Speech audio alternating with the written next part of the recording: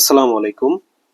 Medical admission টেস্টে প্রতি বছর কেমিস্ট্রি থেকে 25টা করে এমসিকিউ আসে এবং আমরা কেমিস্ট্রি অনেকে আছি ভয় পাই। এটার কারণ হচ্ছে ইন্টারমিডিয়েট লাইফে আমরা হাজি স্যারের বইটা লাইন বাই লাইন পড়ি না।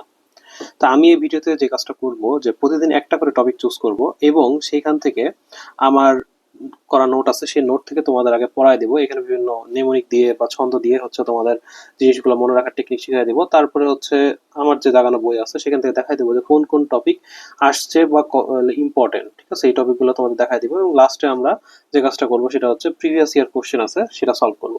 তো আজকে খুবই ছোট একটা টপিক, ফার্স্ট ফার্স্ট পেপারের ফার্স্ট চ্যাপ্টারের হচ্ছে 1.2। ঠিক আছে, এই টপিকটা আমরা পড়বো। এটা খুব ছোট এবং সহজ একটা টপিক। দেখো আমরা এটা শুরু করি।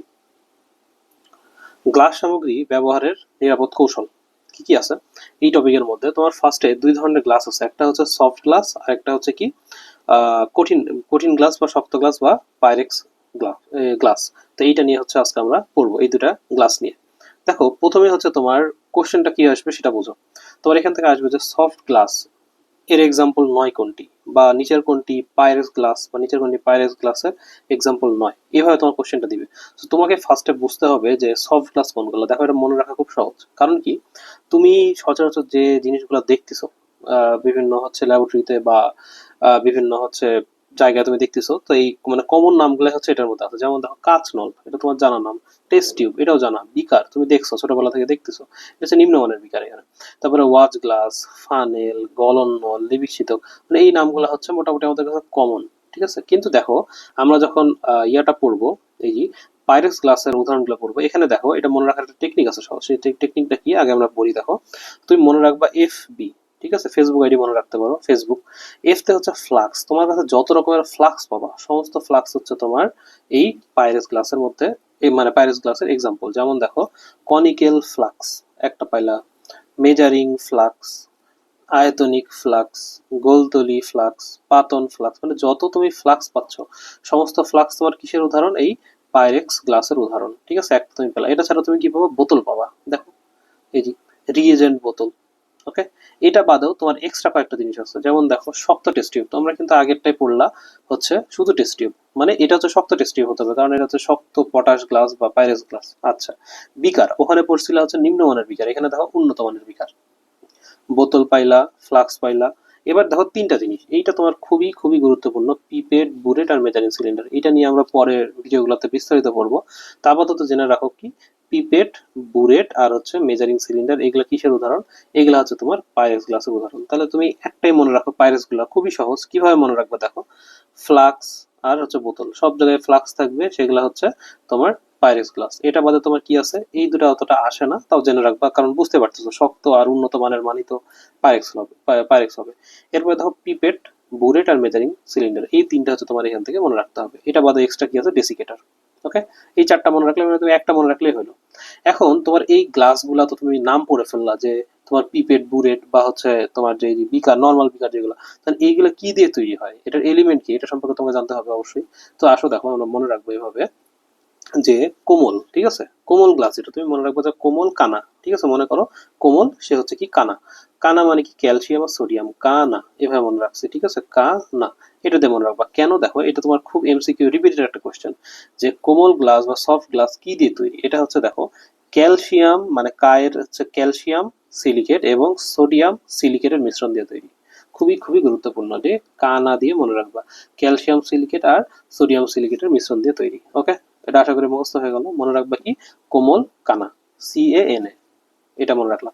সো একটা মনে রাখলে পরেরটা অটোমেটিক চলে আসবে, অপশন দেখলে তুমি পারবা। তো দেখো পাইরেক্স গ্লাস কি দিয়ে তৈরি? পাইরেক্স গ্লাস মনে রাখবা হচ্ছে জিঙ্ক অক্সাইড। ঠিক আছে, জিঙ্ক অক্সাইড আর হচ্ছে বেরিয়াম বোরো সিলিকেট দিয়ে তৈরি। ঠিক আছে, জিঙ্ক অক্সাইড আর বেরিয়াম বোরো সিলিকেটের মিশ্রণ দিয়ে তৈরি। সো তোমাকে দুইটাই খুব গুরুত্ব দিয়ে মনে রাখতে হবে। প্রথমটা হচ্ছে কানা, ঠিক আছে, আর পরেরটা হচ্ছে জিঙ্ক অক্সাইড আর বেরিয়াম বোরো সিলিকেট। ঠিক আছে, এটা দিয়ে তোমার এমসিকিউ আসবে।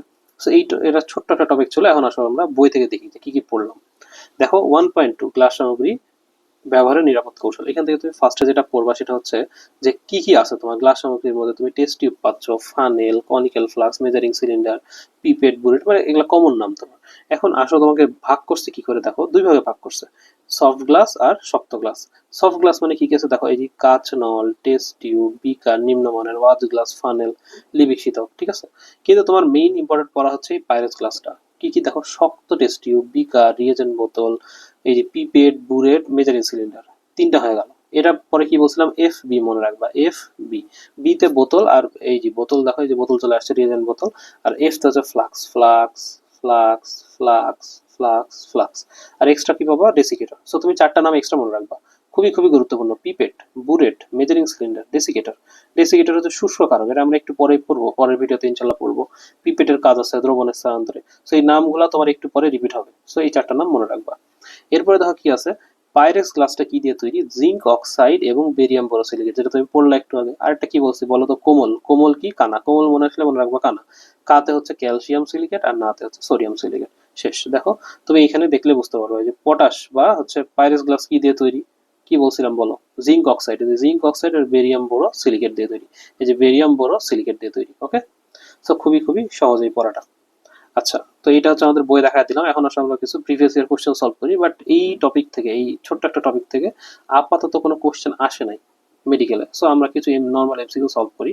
যেমন দেখো, তোমার সফট গ্লাস দ্বারা তৈরি নয় কোনটি, এটা তোমাকে পারতে হবে। কিভাবে তুমি পারবা, দেখো চারটা অপশন আগে পড়ো। বিকার আছে, ফানেল আছে, বুরেট আছে, লিবিক শীতক আছে। তোমাকে আমি বলছি পাইরেক্স গ্লাস মনে রাখবা কি কি। পাইরেক্স গ্লাস মনে রাখবা এফ বি, ফ্লাক্স থাকবে, বোতল থাকবে। এটা বাদে পিপেট, বুরেট, মেজারিং সিলিন্ডার আর ডেসিকেটর, চারটা নাম এক্সট্রা মনে রাখতে বলছি। দেখো এই যে বুলেট, সহজ। ওকে, সেখানে এই যে দেওয়া আছে ব্যাখ্যার মধ্যে যে কি কি, এই যে সফট গ্লাস, এই যে পাইরেক্স গ্লাস মনে রাখবা। সো নয় মানে তুমি নয়, এমসিকিউ মানুষ কি করবা, নয়ের উপর একটা গোল দিয়ে রাখবা মানে পরীক্ষার হলে, যেন তোমার এটা বারবার ফোকাস হয়। আচ্ছা, সফট গ্লাস নয় মানে আমার পাইরেক্স গ্লাস নিচের কোনটি, বুঝছো। আচ্ছা, এরপরের এমসিকিউটা সলভ করি। দেখো, পাইরেক্স গ্লাসের সংযুক্তি কোনটি বলো তো। খুবই সহজ, অপশনগুলো আগে পড়ো। জিঙ্ক অক্সাইড, ক্যালসিয়াম সিলিকেট, না ক্যালসিয়াম থাকা যাবে না, তোমার কানা হচ্ছে তোমার সফট গ্লাস ছিল। সো এটা বাদ। দেখো সোডিয়াম আছে, এটা বাদ। ক্যালসিয়াম আছে, এটা বাদ। বাকি থাকে কোনটা, এই দেখো জিঙ্ক অক্সাইড, বেরিয়াম বোরোসিলিকেট। যেটা তোমাকে বলতেছিলাম, অপশনে তুমি ইজিলি চিনতে পারবা যে তুমি জাস্ট মনে রাখবা কোমল কানা, কোমল কানা। তাহলে দেখো তোমার ক্যালসিয়াম সোডিয়াম বাদ চলে যাবে, ক্যালসিয়াম বাদ, সোডিয়াম বাদ, ক্যালসিয়াম বাদ, বাকি থাকে একটা, এটাই আনসার। বুঝতে পারছো। আচ্ছা, এই যে এখানে লিখছি যে আপাতত এখান থেকে কোনো কোশ্চেন আসেনি, no questions in math from this topic. ছোট্ট একটা টপিক ছিল, তো এটা এখান থেকে পড়বা। তো থ্যাংক ইউ ফর ওয়াচিং। আমি মোহাম্মদ ইশরাক তৌসিফ, 63তম এমবিবিএস, রাজশাহী মেডিকেল কলেজ।